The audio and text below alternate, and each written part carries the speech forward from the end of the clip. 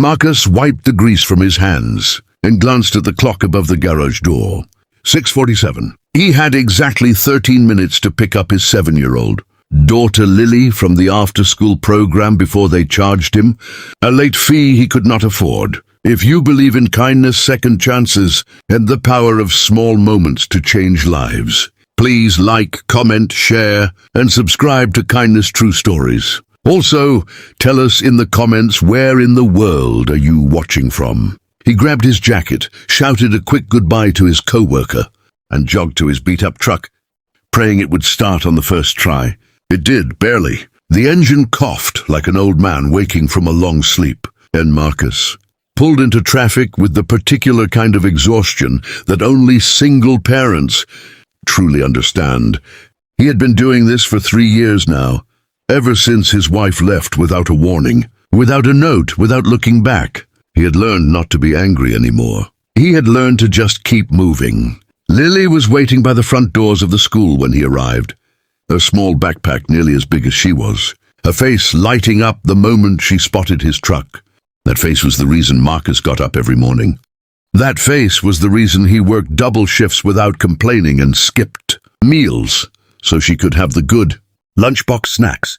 He scooped her up, and she wrapped her arms around his neck and whispered that she had drawn him a picture of a dragon at school, and Marcus laughed for the first time all day.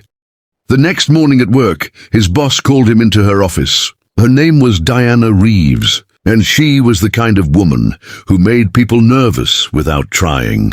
She was sharp, composed, and precise in everything she did. She managed the automotive company with the confidence of someone who had earned every inch of her position. Marcus sat across from her, mentally reviewing whether he had made any mistakes recently. She looked at him for a moment and then said something unexpected. She told him that her parents were visiting from out of town that weekend and that she was hosting a small dinner.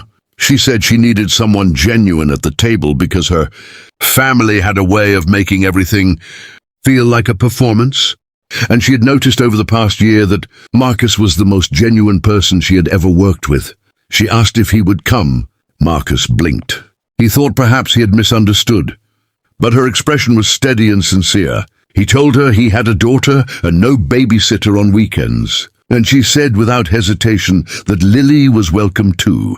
He went home that evening more confused than ever. He almost talked himself out of going at least 4 times before Saturday arrived. He dressed Lily in her favorite yellow dress and drove to an address in a part of the city where the houses had names instead of numbers. Diana opened the door in a simple blouse and smiled at Lily first, which immediately made Marcus relax. Her parents were already seated in the living room. Her father, a retired professor with kind eyes, and her mother, a woman whose warmth filled the room before she even spoke. Dinner was roast chicken and fresh bread, and a lemon tart that Lily declared was the best thing she had ever eaten.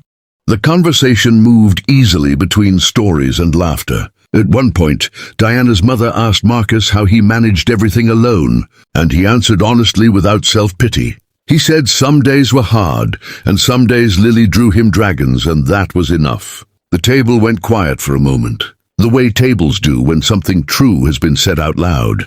Later that night, after Lily had fallen asleep on the couch wrapped in a blanket, Diana had brought without being asked. Marcus overheard Diana talking to her mother in the kitchen. Her mother asked why she had really invited him. There was a pause, and then Diana said quietly that she had been watching him for a year and had never once seen him be unkind. Not to a customer, not to a co-worker, not even to himself on the hard days. She said she had stopped believing that kind of person still existed, and she needed to know if she was wrong. Her mother said softly that she did not think Diana was wrong at all. Marcus stood in the hallway and said nothing. He did not need to. Some things do not need a response, only a moment of stillness in which you understand that your life has just quietly shifted in a direction you never expected but somehow always needed. He picked up his sleeping daughter, thanked Diana at the door, and walked into the cool night air feeling lighter than he had in years. If this story touched your heart, please like, share, and subscribe to Kindness True Stories. where every story reminds you that goodness still exists in this world.